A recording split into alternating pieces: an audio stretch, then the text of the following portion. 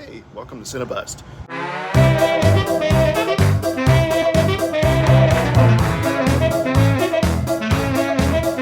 You might be asking yourself, what am I doing here?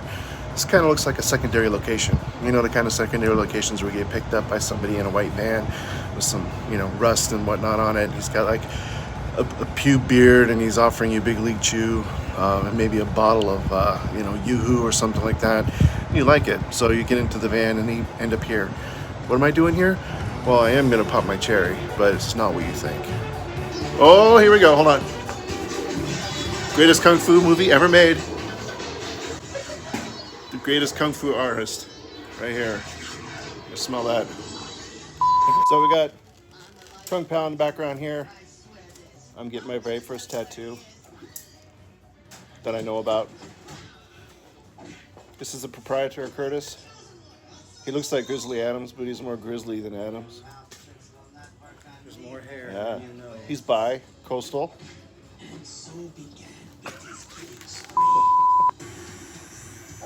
I have to say, this is like one of my favorite all-time movies. It was a victim of really, really bad marketing. They didn't know how to market this movie. Like, they focused more on the really bad CGI stuff with the cow. And even at the time, we were kind of done with that. Like, that whole Matrix stuff. Like, I think the time it took for them to do this movie and then to do the preview and all that, time had gone by enough where people are just kind of over all that, the parody stuff, and then plus it just looks stupid. And then the nunchucks with the chipmunks. So I think I avoided it at first in the theater. I was like, no, I'm not gonna go see that movie. But then when I, finally saw it on TV or whenever I saw it, it was like it became one of my favorites. I've probably seen it maybe 20, 25 times now. I've seen it so many times. The blue screen stuff where they take two old, martial arts movies from the 70s, combine them to make one sort of narrative, and then he blue screens himself into it. And I think if they would have marketed it like that, I would have been the first in line to go see it, because that was just genius. It looks awesome. But, I think bad marketing. What do you think, Kurtis? Do you remember the preview for this? I don't remember the preview, but I also don't remember being head over heels for it. No? When did you become a fan of this movie? After I accidentally stumbled across it and got to witness like a whole scene pan out. Like on cable? Yeah. Yeah, it's a gem. All right, tell me a joke. Well, it's not a joke. It's kind of it's a political. Like an anecdote? No, it's like if you're into politics, you're like, that's a fucking joke. Why would they make a law like that? They recently made it illegal to reheat chili in the state of Tennessee. Why? Because apparently once you reheat it, it's no longer chili. Oh, what? See? Perfect. That was good. I got set up. All right, so that joke is a little flawed because I know reheating it means it's no longer chili, but how'd you cook it in the first place? Well, you made it from scratch. Made it from scratch. It wasn't chili yet. It was just ingredients. It was ingredients, but did you have to heat it up? No. So it's chili only if it's cold? No, it's chili once it's made because it's only made into chili from ingredients once hot. Oh. It's like. Ooh. So here were my options. Go easy on me. Quickly duck sideways. It tickles, like if someone was stabbing me over and over again. There's no turning back now. Well, I could, but it'd look very weird. He's putting surgical gloves on. Should I be worried? Last time someone put gloves on like that, they put their hands on me and in me.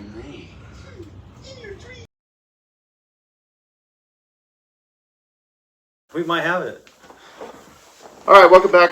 I'm officially deflowered. Penetrated. That's a good one. Anyway, we just finished, while I was on the operating table, we finished Kung Fu, not Kung Fu Hustle, Kung Pow. Yeah. Kung Fu Hustle, another classic, but we did watch Kung Pow. So, I think it's a classic. It didn't start out that way, but it really evolved into something like that. I think it's going to continue to find an audience. I think the only thing that might hold it back a little bit is some of the dated CGI effects. But they were pretty dated, when it happened. But they are severely dated now. But when you look at it to the point of view where he's taking some old 1970s Kung Fu movies, which I love, and then integrating it, putting himself in it, and changing all the dialogue. I think it just makes it hilarious. And he's adding his little CGI bits to it. I think that's where it really thrives.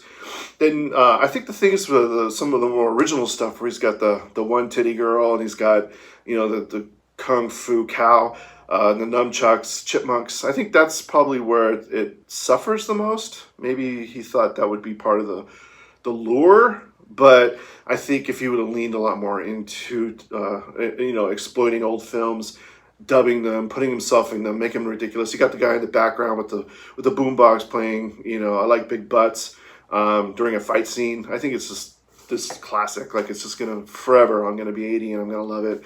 I was, showing some of that to my daughter. She's 11, and she was laughing. She didn't understand what she was seeing, but she thought it was very funny. And his kids too, they were just like, what am I watching right now? Like, they might not have been laughing out loud, but they were just intrigued by how unusual it is. And then when I explained to, one of his kids, I was like, oh, this is like they're taking old movies, cleaning it up and putting something else in it to make it a new movie. And he thought that was creative, which is pretty cool. What did you think? I think it's wild. So you hadn't seen it in a while. Not in a long time. I But never you've really been thinking about it. I have. I've been actually wanting to expose my kids to that for at least the past couple months. There you go. Didn't really notice all the settle additives that were added to it. Not piggybacking on the CGI, but seeing a CGI Taco Bell bag put in. Taco Bell, product placement with Taco Bell.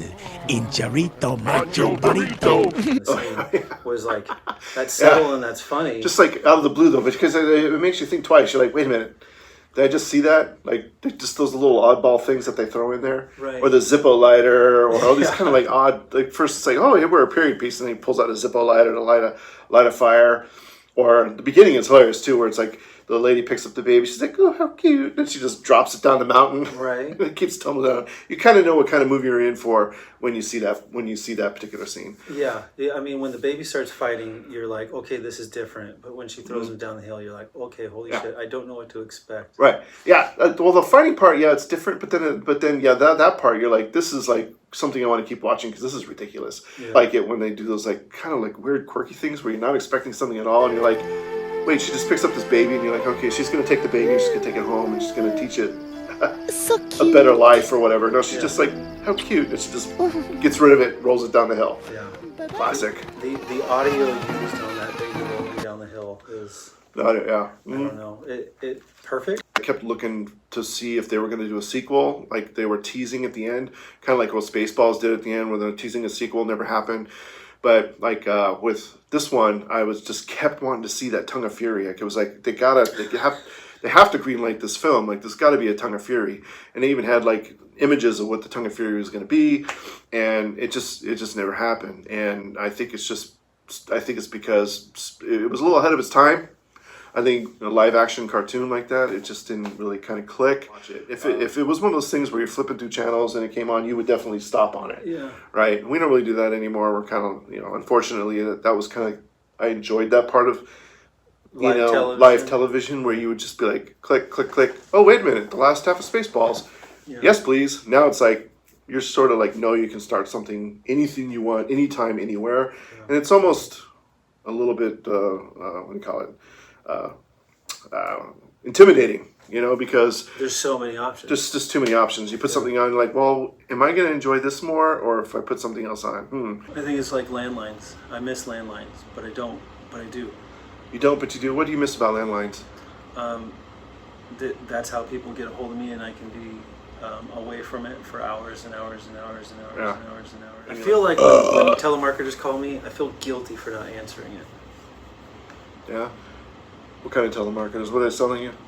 I don't know. The last telemarketer called, I said, before they could say hello, I said, hey, are you still interested in buying a car? And what'd they say? I said, I think our numbers are crossed. Oh, nice. I gotta go. Nice. And then they called back and I didn't answer. But do you feel bad? Yeah. You feel a little guilty? Well, not anymore. Oh, all right. Fuck that. Mm-hmm. So, any telemarketers out there, I'll give you out the number. Because he's riddled with guilt to, You can use religious guilt to pressure me into doing anything. Any religious guilt. Just bring it on. And credit cards ready for you to go. Expiration date next couple of years. Yeah, Good available balance. Yeah, It's all yours. I'll tip you at the beginning of the phone call.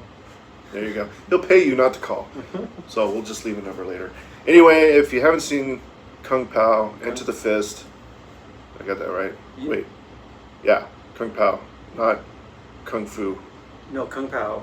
Yeah, Let it enter into Kung you. Fu Hustle is the other one. Kung Pow, Enter the Fist is the one we're talking about. Yes. Yeah, right. I think. I know. It's Kung something, but yeah.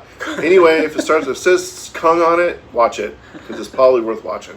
All right, we'll be back with more work on this, and we're about to watch Beerfest, which is one of my favorites. I figured I want to do something on it because Donald Sutherland recently passed, and that man has just this amazing body of work, just decades of amazing body of work. But for me to see him in Beerfest, burping and drinking beer and pulling the plug, so he pulls the plug on himself and dies. If you're watching this, then I have croaked. Prost.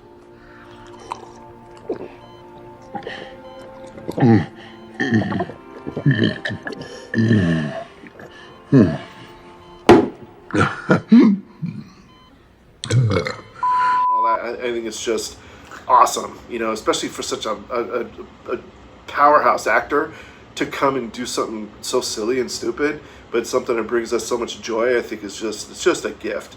And not to mention that he did bring about a little Kiefer too, which has been the gift that keeps on giving. So other than having great offspring, he's also a great entertainer. So thank you for the load that you gave somebody to create that wonderful set of yours, but also just for keeping us entertained and going out for me with one of the greatest movies that I've ever seen. It's a guilty pleasure, but I think most people enjoy it. They did tout a sequel, the Pot Fest, that never happened, but maybe now with streaming and all that kind of stuff and crowdfunding, maybe we'll get something like that. But for the time being, we'll just watch Beerfest again and again and again and again because it's freaking awesome.